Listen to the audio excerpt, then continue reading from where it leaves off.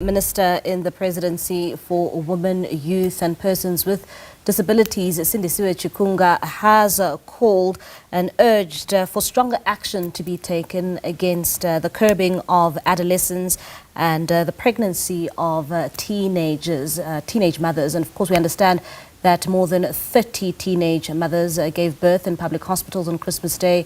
And she's warned that teenage pregnancies continue to endanger young people's health, education and future prospects in South Africa. And for more on this, we are now joined by the Minister via our telephone line. Minister, thank you so much for your time this evening here in SABC News. Let's start off here. Of course, you have sounded the alarm when it comes to the scourge of teenage pregnancy in the country. Indeed, we have. Let me first welcome the newborn babies, be they from teenage mothers or planned or older mothers, because they are now here, they are with us. They do require acceptance and they need to be taken care of. However, having said that, indeed we are extremely concerned with the number of teenage mothers who give birth to children that are not planned for, by young girls who are supposed to be at school, even at high school level, and sometimes at first year level in tertiary institutions. However, concerning more is the pregnancy by underaged girls who are between or below 16 years and up to 10 years.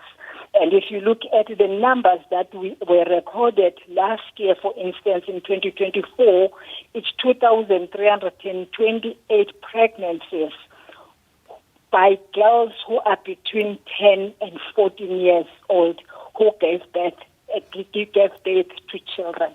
And this can't be, because these are children. If you look at a child who is 10 years old, that is a child who is in grade 5, who even may be in grade 4, and that will be your standard 3 at a lower primary level.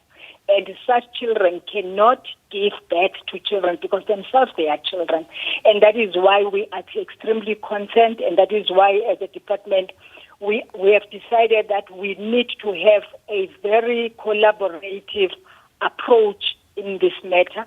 And that is why we think that we need to have a very comprehensive and effective strategy to address this this global and national public health challenge. And Minister, going back to the children who were born on Christmas Day, you highlighting that, of course, we also know that a 15-year-old mother was among the young people who gave birth on Christmas Day.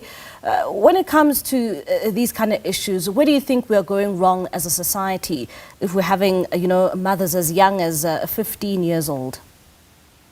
In fact, that is a statutory rape. And a person who impregnated that person, particularly if he is an old person, must be arrested and be charged with statutory rape. But of course, it also talks to families, it talks to communities, it talks to health workers, it talks to teachers, it talks to all of us as a society of South Africa to say, why would any person see a sex object from a child who's supposed to be playing games, who's supposed to be jumping out there and supposed to be reading and studying for examinations, and see somebody you can sleep with? And that is why in our own view, we think to strengthen the issue of arresting those people. In fact, if it was according to myself, we would treat statutory rape as we treat murder in South Africa, which is crime against the state, so that you don't have to wait for the mother nor the parents to open the case. But once it is a 15-year-old, that must create a crime scene, and the police must be called to come and open the case. And they must investigate and call whoever is supposed to be the father to the child and compulsorily take DNA, and if he is linked to that, be charged with statutory rape. Yeah. I believe that is one way of probably capping this sketch, because we cannot be worried and be afraid that we're going to have a 14-year-old, a 15-year-old, a 10-year-old coming back already being pregnant. Many of them, Bali, because their bodies are not ready to form a baby. They end up with malformed babies. They end up with babies with disabilities, and they themselves end in cesarean sections because their bodies are not ready to carry the baby, but also to give birth to a baby the normal way. And these are the things that we can't wait and don't take them seriously.